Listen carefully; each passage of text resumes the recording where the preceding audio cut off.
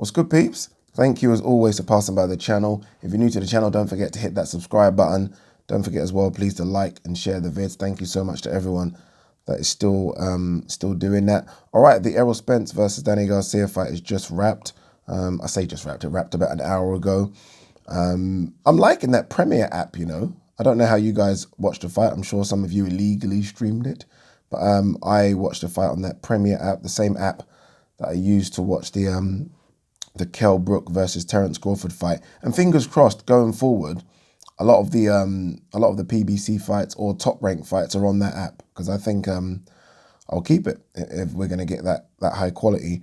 Yeah, so Errol Spence beat Danny Garcia 117-11, 116-112 twice. I had it 117-111 as well to Errol Spence.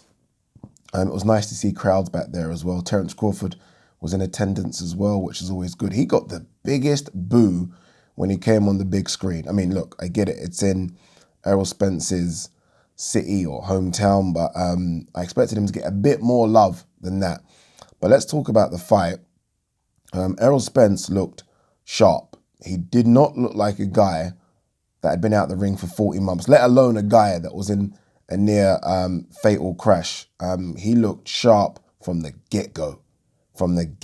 Very, very aggressive, like super. I didn't expect, like, that shows how much he trusts in his tank.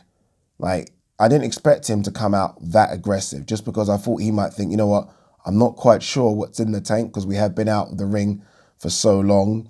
And mentally, I didn't know where he was as well, but he came out super aggressive. And I remember watching the fight thinking, all right, he's definitely going to slow down. Like, this is a pace that is difficult to maintain. And he did slow down. I think he slowed down in rounds 9 and 10. Those are rounds, or maybe even rounds 8, 9 and 10, but definitely 9 and 10. Those are rounds that I gave to Danny, just because I thought Errol took his foot off the gas. But Errol's good, you know. And I know that might sound like an obvious statement, but in front of him was a very good Danny Garcia. I do think Danny's a bit one-dimensional with what he does. Like, he never switches it up, never tries anything different. But nonetheless, that was a Danny that looked a threat from round 1 to 12. And I'll give Danny credit that. Danny started slow. Danny always starts slow, so I'm kind of used to that. But Danny landed a couple of shots which got the attention of Spence. And I think regardless, Spence was still walking him down, going to the body a lot. Spence went to the body more than I think I've ever seen Spence go to the body. Didn't headhunt like he has done in the past. Just looked strong. And then he started backing Danny up on the ropes as well. But again, look, credit to Danny, because Danny was still throwing. And I'm going to give Danny massive respect. I know people are going to say things like, when Danny has stepped up to the top competition at welterweight, he's lost. But I said this in the lead up to it. Danny legit, you know. Danny legit, because there were a couple of times, I think it might have been rounds 5 or 6, and I think even the commentators were picking up on this, where I thought Errol was looking to get Danny out of there. I thought Errol kind of stepped on it a bit more. I think he realized he wasn't going to get Danny out of there, and then he stepped back a bit. And again, those are the rounds where I thought Danny won.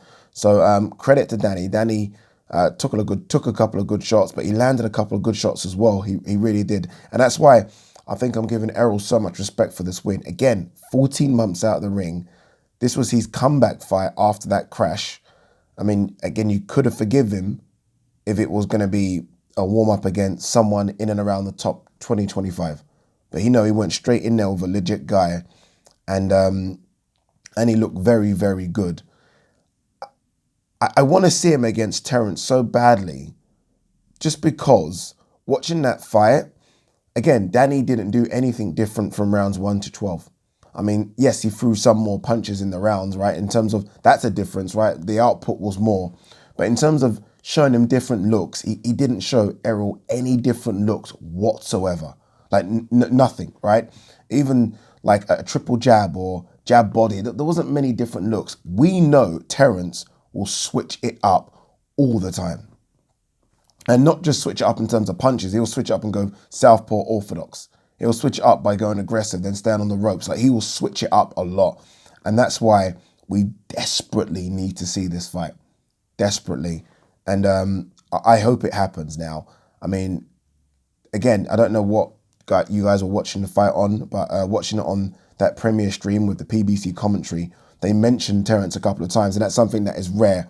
They showed Terence on the big screen, something that doesn't happen, right? They normally don't even mention Terence. It's like he doesn't exist. They actually mentioned him, which says to me something's going on behind the scenes. Something's going on behind the scenes, and I think we will get it. I desperately wanted Errol, he was being interviewed post-fight, and the girl asked, what next? And I desperately wanted him to, look, even if it was Manny Pacquiao, say Manny Pacquiao, but I definitely wanted him to say a name.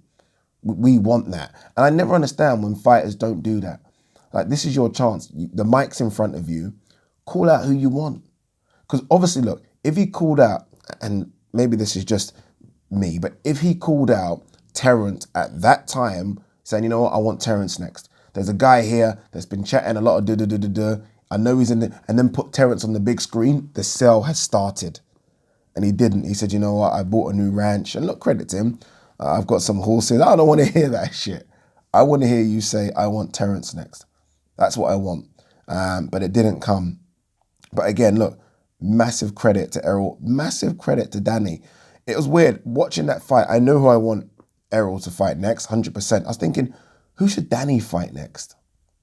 That's what I was thinking. He's not going to fight the guys coming up. People have talked about the guys like Virgil Ortiz and Jaron Ennis. He ain't fighting those guys. I mean, he gets nothing. There's no value fighting those guys. So I do wonder, and I know he's not the biggest, but I do wonder if he might look at 154.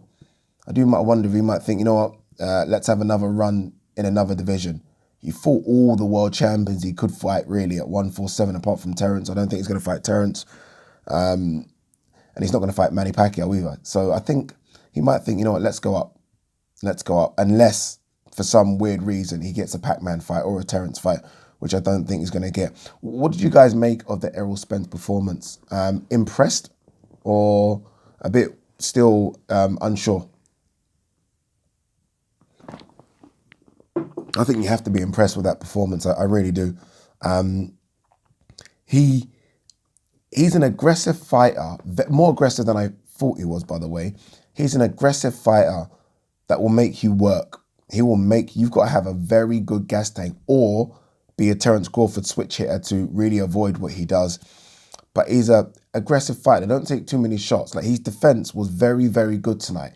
I mean, he kept that his left hand up all the time. Danny did pierce it a couple of times, but he's very aggressive. And it's quite rare to see aggressive fighters that walk you down, that don't leave openings, don't leave their chin up in the air, but he's very aggressive. He tucks up quite well as he comes in. And then when he does go in, he really dips his legs low and then really swings to the body. I was super impressed with that performance. He gave it a B-.